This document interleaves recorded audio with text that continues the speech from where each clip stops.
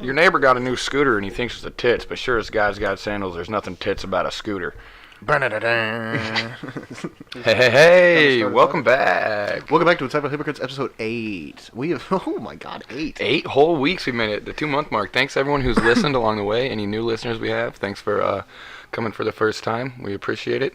Still a little messed up on Spotify. Update on the Spotify Podbean situation. Still a little messed up. Still, 2 companies messaging me back and forth, blaming the other company. Still. We're kind of at a standstill with it because we don't know what to do, because we know some of you guys listen on Spotify and we don't want to take it away from you, but it's pretty annoying dealing with a company who just won't help you at all. No. And like, Podbean is prompt. They get back to me quick and it seems like legit answers, you know? Yeah. Like they've actually looked into it. They're not just bullshitting you and doing a runaround. Me, they like, we seen your audio file, because they tried saying something like it's the audio file, which it's not. It would be messed up on every platform then, and it's only Spotify. It's not the audio file. They watched it on the Podbean website, and it's not messed up there, of course, and they pretty much said it's Spotify's fault. Like, did you forward Spotify that email? Yeah, I took a screenshot and sent it to them. I think I've done that twice now, the past 2 emails, and they don't message back. Stupid. We want to touch on a couple things that happened last week, actually, that we unfortunately filmed our podcast before they happened in the week. So we're going to touch on Tiger winning the Masters just a little bit, because we know you guys heard enough about it, but big deal to me. Notre Dame Cathedral burning down. We have a new challenge for you. We're going to talk about a little story that happened to me the day after we filmed the podcast, where I broke my front teeth into buck teeth. A few other things, so that's just a brief rundown of what we're going to talk about. But what happened? Anything exciting happened to you this week, Tulsa? It was busy this week. I had a lot of orders, so I've just been keeping busy. So thank you to anyone who ordered shirts. Keep that up. Absolutely. Another thing that drives me absolutely insane is international shipping being so outrageously expensive. Yeah. And there's like no way around it. It's so expensive. Yeah. We need to train. I would have had 12 more orders this week if international shipping wasn't so expensive. There was 12 abandoned carts from outside the country. Really? Yeah. Which sucks, just seeing that. Yeah. That go away, because that exposure in a different country is so cool. But like, well, there's nothing. That's just kind of out of your hands, then I'm though. losing. Yeah, cause I can't. There's nothing you can do to make that cheaper. Because what the total comes at. Like, I've had people message me like, why is the shipping so expensive? But like, if you go do an estimate on how much it costs, it's that much. It's like on the website, the shipping is based off the weight of the package and where it's going. Mm-hmm. So like, I don't set an amount. Do you have any kind of business account with UPS or anything? No, I go just to the post office down here. That's what you need to set up. I became friends with that lady down there. You know that, right? You can get like a business account where you get cheaper deals. Yeah, I've heard that. There's a extension to the GoDaddy website where you could pay so much a month and you can print your postage stuff at home. Oh, really? But I don't know how that comes in play with international shipping. Yeah. Because you still definitely have to pay for that. I don't get it. That's something I have to look into more. So the list last week, the list of gratitude.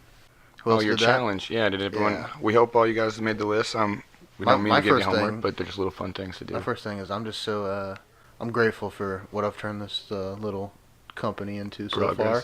I like it. I like watching the progress every day. Someone messaged me too, and she was like, "What do you like about what you do?" And I just went on and on and on. It was like, this is the longest message I've ever typed. And like, that's awesome though. You should feel genuinely joyous about that. At the end of it, I was like, that is so awesome that I could like anything else when I talk about stuff, I'm real short answer. I just prompt to the point. When it came to that one, I had so much to express. It was such a long message. Yeah, that shows you that it's from a genuine place in your heart. I had to thank her afterwards. Like, thanks for like that reminded me, like, why I do this. Mm-hmm. That was cool. It's really awesome to see how, like, your personal growth has like come along at the same, like, together. You know, they've gone up. Like, I've seen you. How you've changed and improved in ways in your own personal life, from your sleeping habits and your exercise and your eating and your, all the other little things, the vices or whatever that you've worked on. All these little tiny pieces, and when you work on all these pieces, it's just been going up for you. Together. It makes me so happy to see, man. It really does. I'm proud of you. All these little tiny pieces you work, they come together as a fucking nice puzzle. I'm really proud of you for it, man. Then you're killing it. That's awesome. Going to Chicago, fucking watching friends rap. You're putting the work in, selling and that's the important thing. clothes, But anyway, normal clothes now. back to the list. Goodnotestore.com. The list.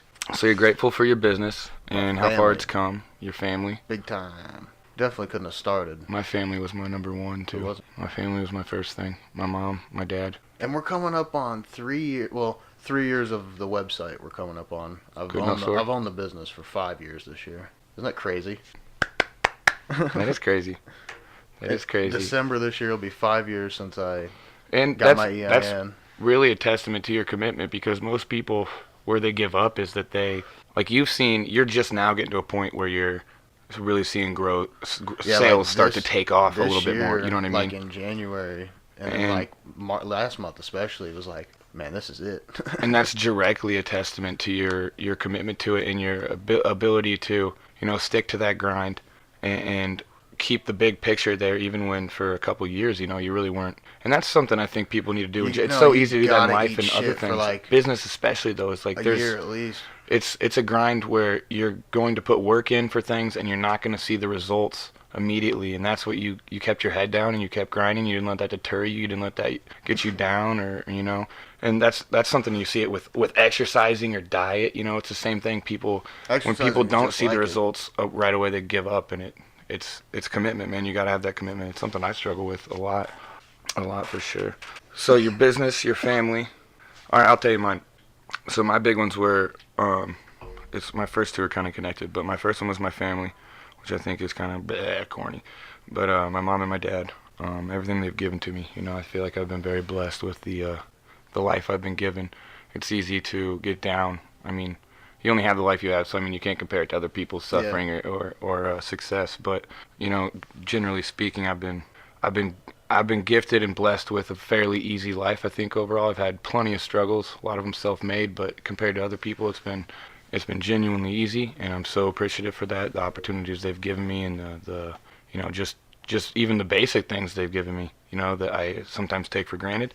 My second one, I guess, does have to do with some of the problems. I think I brought up before, my relationship with my dad hasn't always been great. It's been rocky. I think I'm grateful for that, though, because it's taught me a lot about both myself, false ideas of being a son or a person I had, or a relationship, and it taught me a lot about him and the relationship between a father and a son. I think for whenever I do, or if I ever do have a kid, it just taught me a lot about, and still is teaching me a lot about life and people and relationships and myself, especially how I deal with things now. I let anger, emotions get ahead of, lead the way sometimes, and don't think before I act. It's taught me so much, and I'm super grateful for that. When at times, I was not grateful for it. My third one, which is a weird one, not a weird one, it's something that I think a lot of people take for granted, but it actually came from a conversation I was having with my buddy at work. And he had to have brain surgery when he was younger, but even he was talking about since then he's had, besides a little pain, he's pretty well off. But it's so easy to take for granted. Like, you're pretty much the same way. We're both very healthy people. You know what I mean? When you're not healthy, in general though, you don't have any terminal illnesses or chronic pain or chronic diseases or infections or, any of those nerve disorders or anything like that I was gonna allergies. Say that There's so many things that could just wreak havoc on your life that I don't even have at all. Like just be happy about life because you could see, I can listen to music. That's fucking huge. Everything is a blessing. Yeah, man. When you look at it in that everything that is light, a blessing. It's huge. When you come to, I think it's like the whole gratitude, and it's weird because we talked about how you can't compare. But when you gratitude hoodie and t-shirts. Yeah, gratitude hoodie and t-shirts on goodnotestore.com. Check those out. That's why I made those. I love, being grateful is huge. When you realize how lucky you are to have the things you have, though, and you stop comparing yourself to people who have more, and realize how lucky you are, you just become in every aspect of your life. You see it all over, just more happy. You know what I mean? You see it all over because you're not wanting and you're not looking down on the things you have or your own life or your own situation. It just completely flips your whole perspective. You have it's like you took these shit-covered lenses off, and it's almost like you're replacing them with rose-tinted ones because it's becoming glass half full, but it's just like you took this negative lens you had on everything and you take it off because you realize how great it is just to be where you're at, how much of a blessing that is. That's where you have to be. That's a little bit of our gratitude list. We got to cut that short a little bit. We're gonna take the whole podcast talking about our list this week, but we hope you guys did that too. It's like we said, it's a good thing to keep you centered and keep you from dropping into those low points. Remind you how great it is to just have what you have. So that's a good exercise to keep going too. Not that we're trying to act like we know shit or giving you exercises, but just it is a helpful little thing to do to practice. We know. No, fun story though. Back to me cracking my teeth this week. So it's weird. I split the middle of my teeth out. You can maybe use this picture as a podcast. Put this on there somewhere. But I broke the middle of my teeth out. I need him in the face like Chuck Liddell. Like Chuck Liddell. I want 0 to Strahan, like that. 0 to Strahan. But no, it was funny because what actually did it was Taco Bell. Taco Bell finished the job, man, which is the worst because it's like it wasn't even on good food. You know, if you're gonna break your teeth, you better be biting into some crab legs or something nice.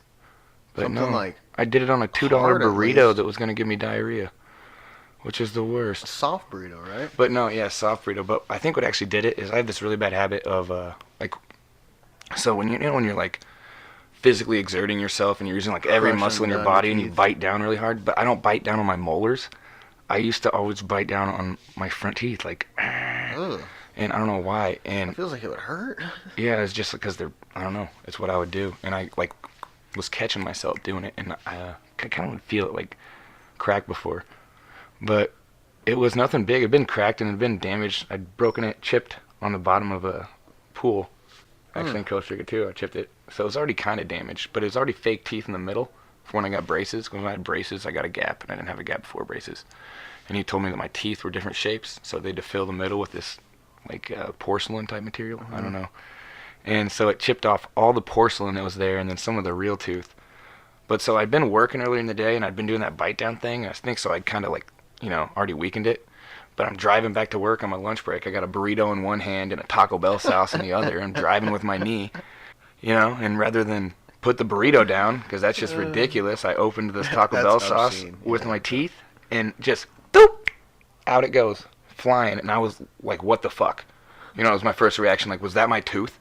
Like, I was in shock. Oh, man. Genuine shock. And then I opened the visor, slowly flipped open the mirror, and then my heart sank. Like 1 second, I was like, what the fuck? Like, so shocked. Just like, oh my God, like the worst. I freaked the fuck out. I called the dentist. They were closed, of course. Actually, I didn't call the dentist till after I called in. I was supposed to work that night at Iron Spike too. I called in instantly. I was like, I am not fucking coming to work tonight. Like, she was like, I totally understand. I sent her a picture. She's like, I totally understand. It's bad when you send someone a picture and they're like, yep, I get it. Yeah. Yeah, dude, don't come in. You're looking ugly. Yeah, do not come in.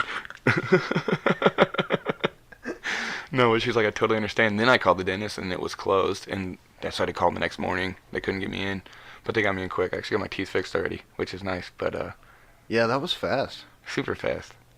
The worst part of it was, besides looking like a hillbilly, was that my teeth, like my lip, not my teeth, would get sucked in between my teeth. Oh man, that's something you don't even think about until you have a split tooth. It would feel so weird.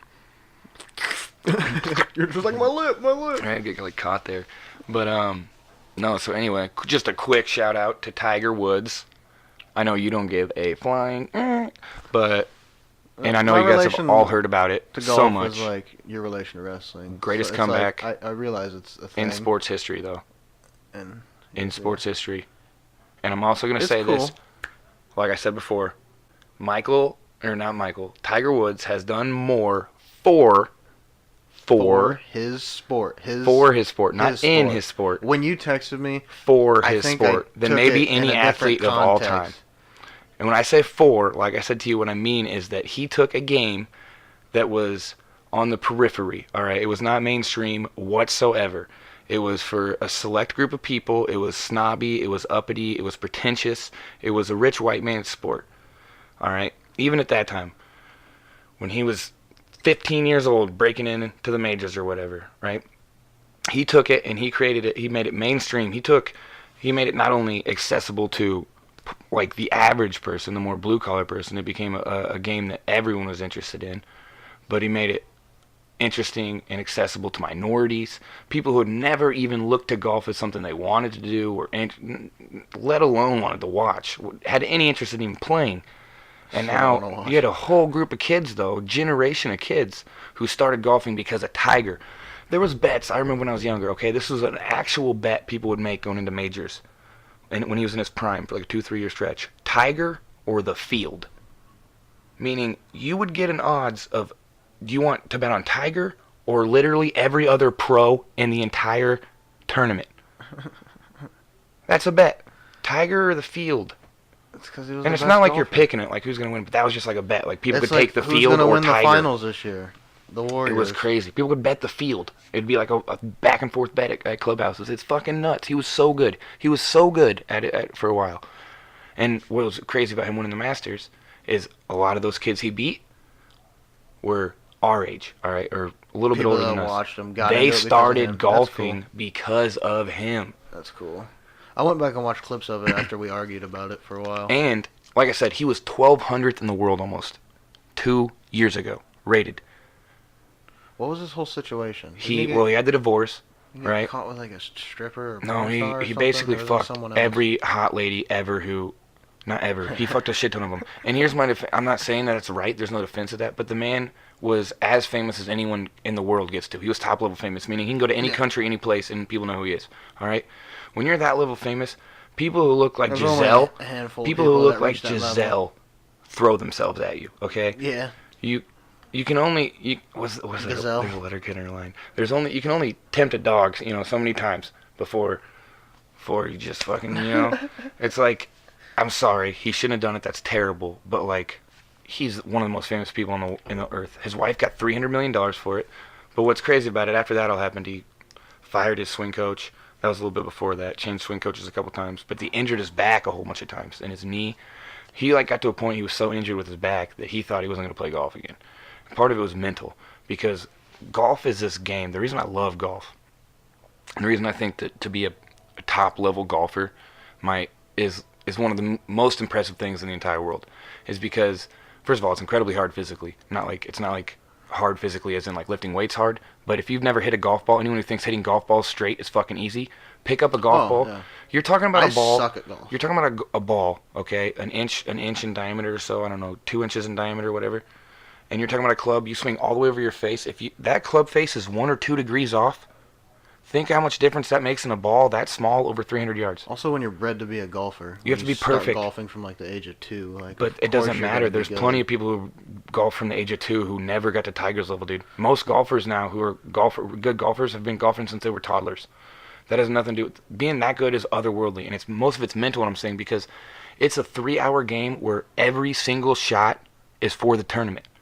Meaning, if you shank one into somewhere gone, that might be the entire tournament. And you're doing it while not only are millions of people watching you at home, every single shot then is worth millions. You're playing on the hardest courses in the world, next to the best players in the world, and you'll have thousands of people, unlike basketball or whatever other arena where in football they're on the sidelines, they're in the stands. They are standing feet away from you, watching you swing like this. It's fucking nuts. And you have to be perfect, bro. You have to be perfect. And if you mess up, then you have to completely be able to get that out of your head. Okay, it doesn't matter, because if you don't hit something great after you messed up, that hole turns into a 7, and then you're out of contention. You have to do something great after you mess up. Or you have to at least make a good up and down to get you know what I mean? It's just an incredible mental game. And no one who's never played it, and even if you played it a little bit and only gone to play, just get super fucked up and you don't care, because that's what a lot of people do. It's a fun game to go drive around. I've played like 5 games in my life. Also, how weird is this? Only place in the world, you knock on your door, you give them $20, they give you a set of keys and a cooler full of beer, and say, "Go have fun." Like, think about it. It's the only sanctioned drunk driving in the world. They're like, "Yeah, go for it, bro. Like, yeah, just take the hill. Just get in the cart and fucking floor it. Do your thing, bro." It's nuts. It's crazy. It's awesome. That's why I think what we should open, a drunk bumper cart, go-kart track area, man. Think about how much people would pay to just get shittered and do some go-karts and bumper carts. We'd make a killing. Welcome to Good Note Funhouse. We've got golf cart bumper cars here tonight. You have to take 3 shots before you get in the race. It's like a minimum. Glow-in-the-dark bowling on level 2. It's so nuts, like glow-in-the-dark bowling. No, I'm taking you golfing this summer. Yeah, I'll probably go like once or twice this summer. It's so much fun, dude. You just get to be outside in the sun. I can't do 18 holes. I fucking lose my mind. It gets so boring. Like, I'm maxed out at like 12, so it's just better if we do 9. See, now imagine playing 18 with millions of people on your back for millions of dollars. You see why it's mental? No. You have to be perfectly concentrated every shot. I'd get to like the 9th hole and be like, what are you staring at? Perfectly concentrated every shot. And it's just you. The only person who can beat you in golf, well, I mean, if you play the best game of your life and the person who you're playing with is just better than you, then you're going to lose. But, like, it's really just competing against yourself. That's it. I can't hit the ball straight. Beat your own head. If you can beat your own head, last time I went, I didn't do bad for never playing. You know what's cool about... I don't remember my score. What's cool about golf, though, is with handicaps, me and you can play, and it's set up because they know not everyone's going to shoot a par. No one's going to shoot a par, really. Very few people are ever going to be shooting par. Like, I'm awful, and I was getting, like, 2 or 3 over par, and then sometimes I think I got par on like 1 hole. Yeah, but how many rules were you following? That's where golf fucks. We were following most of them at the beginning, and then I got really bored, and we had to neglect the rules. Oh, because I also get worse as I go on. Mm-hmm. Well, that's not how it's supposed to happen. You're supposed to warm up and really start feeling it. Hole 1, I'll fucking nail it. That's my best hole. Hole in 1, my ass. Par 5, hole in 1. I got a funny golf story for you. You know, Sean has hit two funny golf 2 stories. hole in 1s. That's bullshit. I hate that. Isn't that crazy? That relates perfectly to my golf story. So my old boss. Why do you hate that? Barry. Should have been like, that's awesome. Because is he a good golfer? Oh, and yeah, really good. No, then that's good. Yeah. Then that's awesome. It's not luck. He's no, really that's good. what I hate. No, it's still luck. Because there's pros who've never hit hole in 1s. Yeah, but I hate when somebody who golfs like 3 times in their life, they're like, yeah, I got a hole in 1. I'm like, are you fucking kidding me? You know how many rounds I've played and never hit a hole in 1? I want to get No, actually, I'm happy for him. Anyone who does it, because it's fucking amazing. I can't imagine the feeling. Sean has 2? Yeah. Oh, that lucky bastard. I'm going to go play with him. How come I didn't know he golfed? I'm pretty sure 1 was in a tournament, too. In a tournament? Like high school? College? I want to say, no. Or an outing? It was like, at Oak Run, they do these. Like outing things? Yeah. They're fun. That's what you should do, because it doesn't even matter. Like, you just pay like $150 for your foursome. Once the night after the car show at Gibson Woods.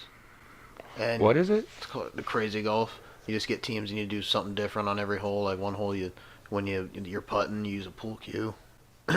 Oh, so they have it all set up out there and everything? Yeah, one hole you like Happy Gilmore off of. One hole you like spin around with a bat and get dizzy before you drive. My boss is a really good golfer. He used to play in college and shit. And he told me when we were talking about it, he said his grandpa. Actually, my aunt was almost pro. Really? Yeah. My boss's grandpa, though, was, he said, the best golfer he's ever seen in his life still. And like I said, my boss played in college. He's played, all over. He said my grandpa was the best golfer I've ever seen who wasn't a pro. You know what I mean? Who wasn't on TV in my life. And he said his grandpa quit golf because his grandma was not a good golfer. Just would usually ride around in the cart, back in the day.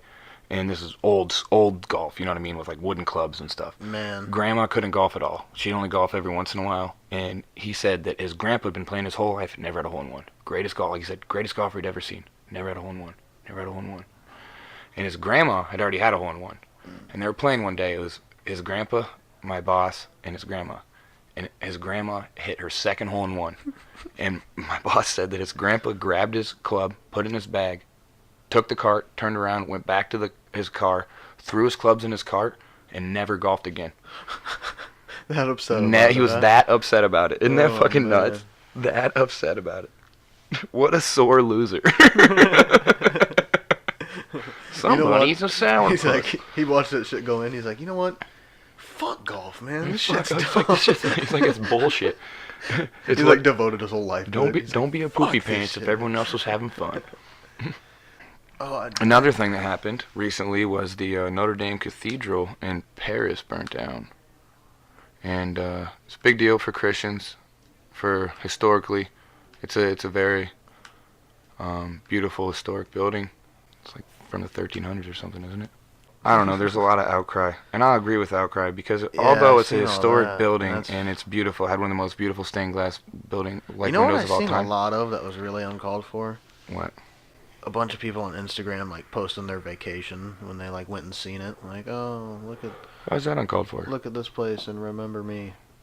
Oh, it's like when someone dies and they're like, my best friend. Remember when I was there and now it's on fire? Yeah. I don't know. People attention seek. But at the same time, I understand that one. Picture there, I ain't posting it when the thing's burning down. You know what I mean? Well, maybe that's the time you should. It's remember what it was. I would have posted it when I was there. It lives on forever. I posted it when I was there, and that would have been it. Dude, I'm the worst with pictures. I have so many pictures I want to post that I just are on my computer because, first of all, I don't have an Instagram. Instagram, dog.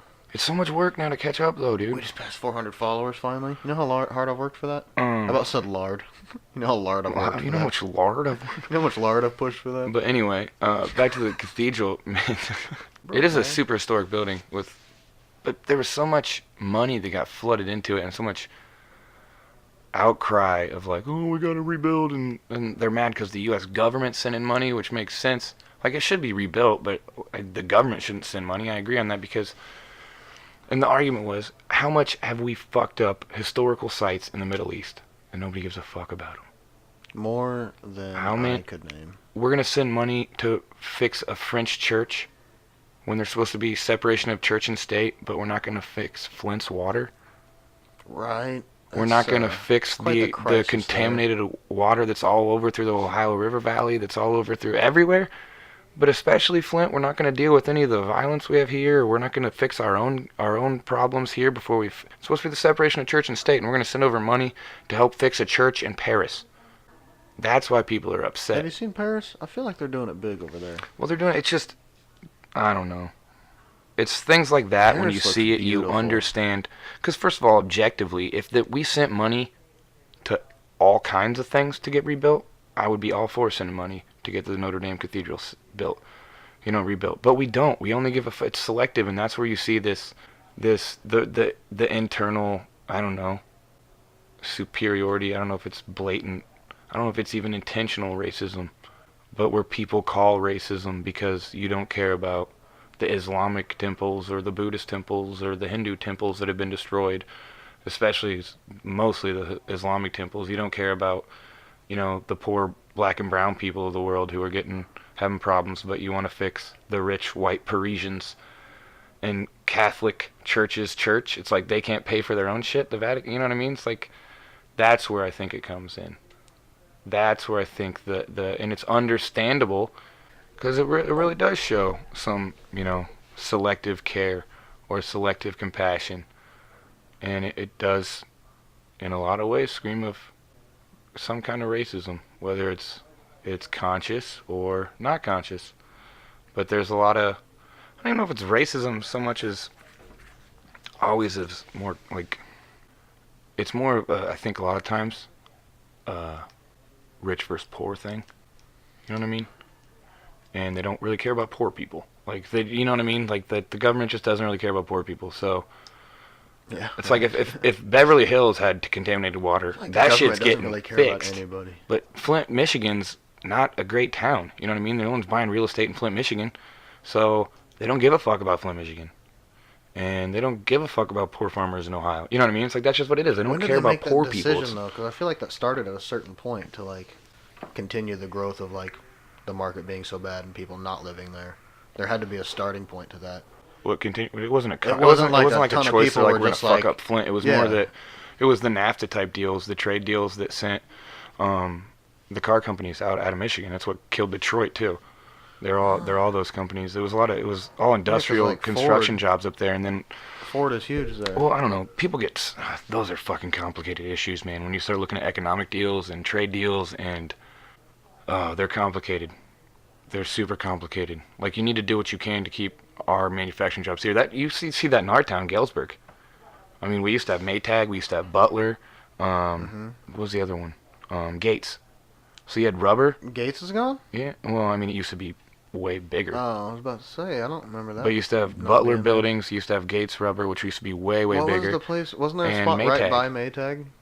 also. But even look at like the mall situation too. The mall, but so you Completely see, dead. so imagine what we have on a town much bigger than our town, and that's what's happened in Flint. Yeah. But you just see that. You see that all over. When you lose blue collar jobs, it's, I don't know. It's just so many things you could talk about there.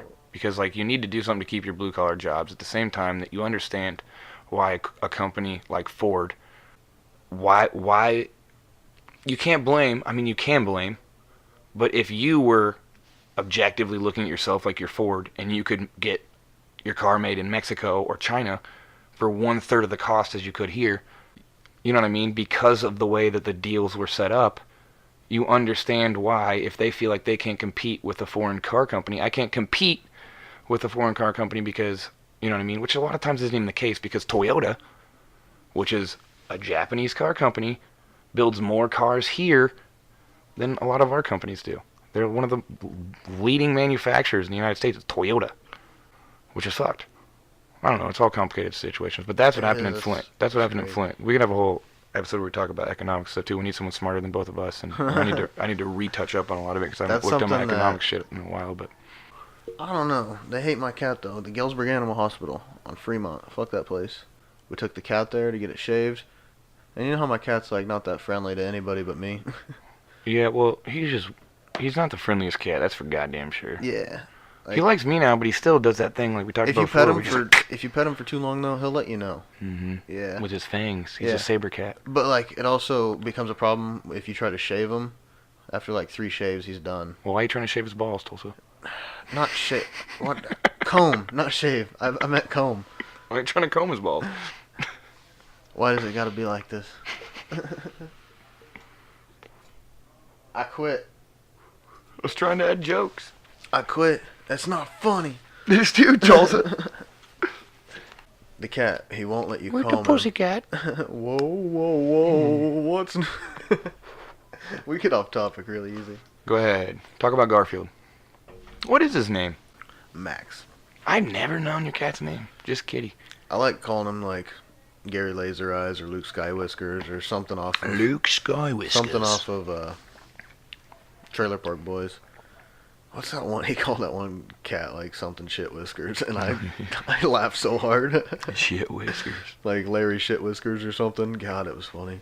More than one way to skin a cat. But you try to comb this cat, and he won't let you after like 3 like combs. You're done. So he gets all like matted up. So we got to get him shaved. He's trying to get dreaded out, bro.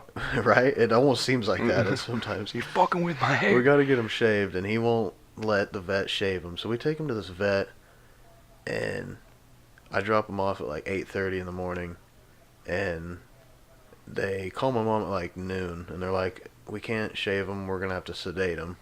And she's like, alright. And then I think said it was too late to sedate him because she was picking him up at 3:30. So she's like, alright, I'll just come pick him up when I get off work. She goes and picks him up and like gets him in the car and starts driving home and just smells shit and piss. And gets him home and realizes he's covered in it. His crate's covered in it. He had burns on his paws, urine burns on his paws from standing in it all day. What? They left that cat in the cage all day long, in the little pet carrier. That's fucked up, man. Awful. Did you call him? Yeah, she called him and raised hell. Talked to the nurse the next day, and she said it wasn't like that when I left at 3, thinking that like my mom didn't show up for a few hours to pick up the cat. No, my mom was there at like 3:45 or something. So it was like 30 or 40 minutes that did not happen. Damn. So she tried to cover it up, but yeah, like Poor kitty. my mom's like Maximus. emailing and getting a hold of their bosses. They like Max Meowis. And then we took it to the groomer that's close to us to like try to get it shaved afterwards and get him cleaned off. That's where they cleaned him. And she said the cat was looking like it was going to have a heart attack. Really? Yeah. So they almost killed my cat. Damn. Rough week for poor kitty. Yeah. And then he got shaved the next day. That pussy got beat up. Now he's shaved and he looks like Simba from Lion King. Yeah, he does. They left the mane. He looks funny because they left hair on his paws too. It's hideous. He looks strange. He's fashion forward, man. He's a trendsetter. He's head of the game. He's a trendsetter. It's like the wet pants thing I sent you. Oh, yeah. I don't even want to give that guy credit. No. Man. Diddly dum, diddly doo, diddly dum dum dum. Here, come kitty, come kitty, come kitty. How much, would you ever eat a cat? No. What would you eat a dog? No. If you were in China? Not, no. See, I don't know, I feel weird about this, because, like, I love dogs. I really love my dogs. I would never eat my dog. I would never eat your dog. I would never eat someone I know's dog. I wouldn't eat a dog here in America. But if I'm in China, per se, but if I'm in China and they eat dogs, woof woof, right? Well, it's just like, I don't know. What's that mean? Who am I to judge? Know. Woof woof. See, it's funny because you don't know what woof woof means. I still don't know. I try to talk to my dog. He's not like Wilfred. Mine is. I wish. I do wish too. That was a thing. Except Wilfred's always trying to fuck your life up. Yeah, right. I was making sure. Wait, that's why. Wilfred's classic. But what were we just talking about? Eating dogs. Oh. Yeah, I don't know. I saw this weird thing because a bunch of people like signed a petition, and were like, "We gotta stop people eating dogs in China." It's like, okay, first of all, do you really think they give a fuck if they're like comes in the mail?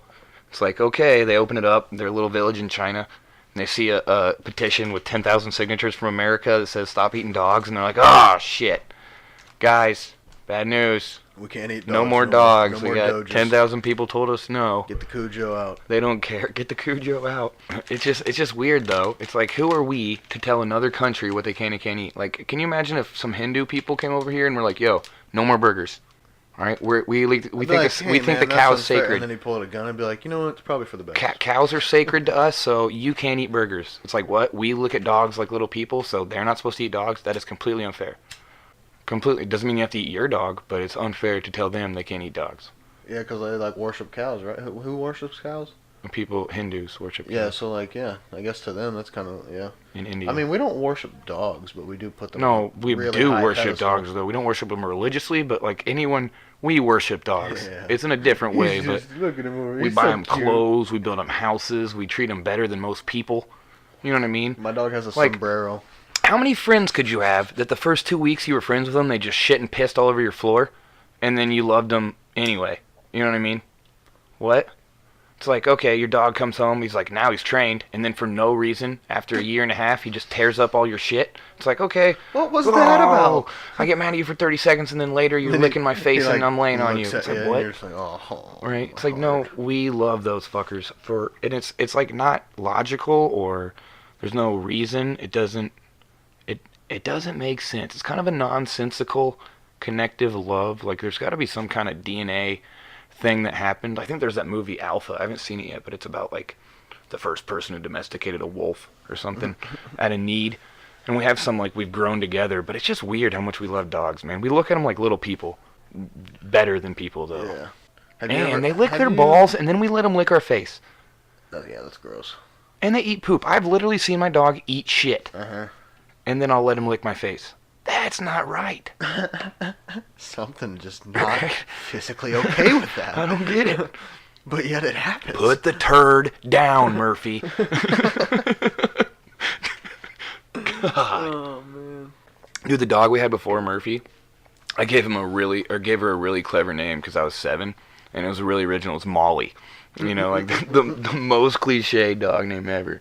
It's like, I had like 8 friends with a dog named Molly. She was one of the best dogs ever too, but she would do this thing, man. As soon as we would get her bathed, she would not let us bathe her, man. She would fight you like she was like a UFC fighter in there, man. Just flailing, throwing shots. I didn't finish about him bathing earlier. Throwing shots. It's hard to get him in the tub, but once he's in there, you have to like hold his head up or he'll go underwater because he's so relaxed. Ace? Yeah. You literally like he's like you a have turkey. to hold his head up while you're like scrubbing soap in him because he'll just sink in. He'll go. He's a turkey, He'll bro. go down. He's a turkey looking up at the rain. He doesn't give a fuck. Yeah, Murphy, my dog, is the opposite, man. He is like, it's weird giving him a bath because you like run the shower thing over him. If you don't hold him, he'll drown. No, he just fucking stands there, does not move a muscle, and just looks at you like he is so sad. Like not like I'm not gonna do anything to stop you, but I just want you to know through my eyes that you are really, really, really making me disappointed in you. Like, you have broken my heart. Like, that's all it is. He just looks at you like this. That's a sad look. The whole time. The whole time.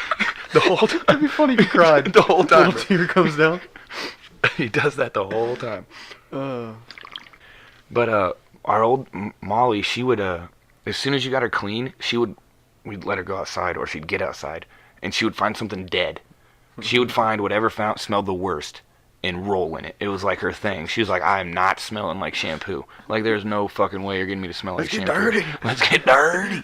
I'm a dirty girl. I'm a dirty, dirty bitch. DG4L. Bobby Light? Remember that? No. Robin Big? No. I know Robin Big, but... His alter ego, Bobby Light, where he raps, made the song Dirty Girl? No. Oh, man. I kind of want to play it. Dude, I wish I could stay 24 forever. I'm having the fucking time of my life. Right? You? Yeah. I don't know. The last year's kind of been weird for me, actually. I wouldn't say the time of my life. It hasn't been a bad year, but it's just been a growth year. Like, a lot of introspection and figuring myself out. So much last fun. year and a half, really. But, like, no, I've had a really fun time since my last I have 5 off years days, overall. Don't get me wrong, I have off days still, but, like, it's fucking... Well, that's something you have to realize, and I think lit. some people get fucked up on that. It's like they have this, they're searching for happiness or content or whatever. Usually happiness is what people are searching for. Like, you talk to people, it's like, I just want to be happy. It's like, that's what we all want to be. But they get lost in the fact they think that they're going to get to a spot or they're going to achieve a goal, whether it be through their job or through a workout or a diet or whatever that goal may be, that is going to get to them to a point where they think they're just going to be happy all the time. Like, once I get this or get that or I achieve this, then I'll be happy all the time because I'll be the person I want to be, or I'll have the things I want, and then I'll be happy. But now, the reality is you're human and you feel all types of emotions all the time. And they're like the weather, man. They come and they go, and you have to learn to appreciate them, and you're never going to get to a point where you're happy all the time. Ever. Ever, ever, ever. You almost wouldn't want that. No. Then it'd probably get dull, and then you wouldn't really feel be the same. happy. You'd just be in a weird... It'd just be like some kind state of all the time. mind numb. That'd be weird. Mind numb of... It's one of those things you can't really put into perspective because you don't have it, you know what I mean? But it's not until you understand that, and you have to get to a place where you're happy more than you're not. But that your lows aren't the lowest, and you're conscious and aware enough to bring them around, you know what I mean? When you start feeling low, to understand that that's just a temporary feeling, you know what I mean? That it's going to go and it's going to leave like a storm, you know what I mean, does. And sunshine, that happiness that you've achieved is going to come right back. And when you get to that understanding that it is just like the weather, that it comes and goes, and you're a human being and you feel it all, like you said, it's a lot better, because no one ever gets to the point where they're happy all the time. Ever. Which is, it's hard to do that though, because when you're feeling down, it's so easy to be like, oh man, like, just, you know, I'm gonna be down forever. Shit sucks. Yeah, nah.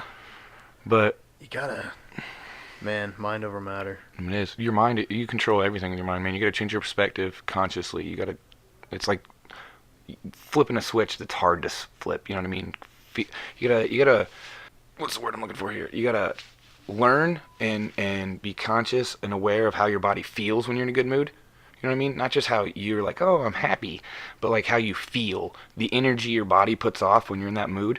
And then whenever you're in a bad mood, you'll feel how your energy's... You're shaking like the Hulkster. You're hulking up. Hulk Hogan. Your bad energy, when you have your bad energy, your low energy, you feel how that energy flows through your body too, and how you feel sluggish, and you feel some spots in your body that feel dead or weak, or like they're holding tight, they're tense or whatever, you know what I mean? Like, tension's a big one when you're in a down spot or you're stressed, is that you feel these spots in your body where it's like you feel your muscles lock up, or even if you don't feel like you're particularly tight, like you still feel loose, but it just feels...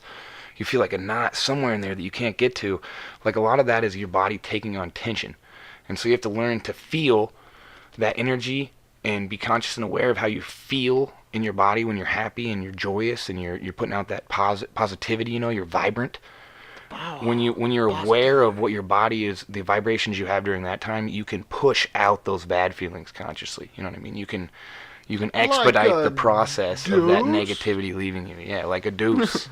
Like a deuce. You can shit out your bad energy, man. Chuck it like a deuce. But challenge for this week, why I'm thinking of it. So, My challenge this week is I want you to start a conversation more than, hey, how you doing? Not so bad.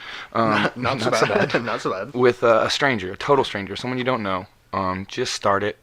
Ask them a couple details about them. I will do it tomorrow. Not how's your day doing, Going to like Chicago something. Tomorrow, I will do it tomorrow. Try to get to know someone just a little bit. It might only be a 30-second or a 3-minute conversation, but start a real conversation, not that artificial bullshit short talk. Try to have a real conversation with a stranger. How you doing? Not so bad. Not so bad. Try to have a real conversation with a stranger, and then when you do that more often, you learn to become more open. But you just learn a lot about yourself and about people when you become more open and talk to people you have no connection to. It opens your eyes to a lot of facets of life that you didn't realize were there, and things that people are going through that you someone. Exactly. And you can learn from everyone, man. Everyone. Bingo. So that's my challenge. Send us some feedback about how your last week's challenge goes. Some of the things you guys were grateful for. We'd love to hear some of the things you guys were grateful for last week. If it helped you, if it didn't help you, if you think we're assholes, whatever's on your mind, let us know. We'd love to hear some feedback. Rate us 5 stars on Apple Podcast, on some other things. You can catch us on these things. Rate us 5 stars on all them. Tulsa. Google Play, Apple Podcast, Podbean, Spotify, Stitcher, YouTube, and goodnotestore.com/podcast. That's right. That's right. Catch us there. Check out goodnotestore.com. Check out some new clothes. We got some new things coming again. Tulsa's working on some cool projects. Always. No, I just ordered so much stuff. Going to Chicago, did you? Yeah. Lots of new stuff coming out. Women's stuff coming out. Some new women's stuff. We're All right. moving up Check in it the out, world. ladies. We got some cool stuff coming for you. Until next week, we'll check you out though, or we'll check you out. Till next week, we'll check you out. Until next How week. about though, this week? We check you out. sending you our love and positivity. Have a good one, guys. See you next week. Ow. Be open.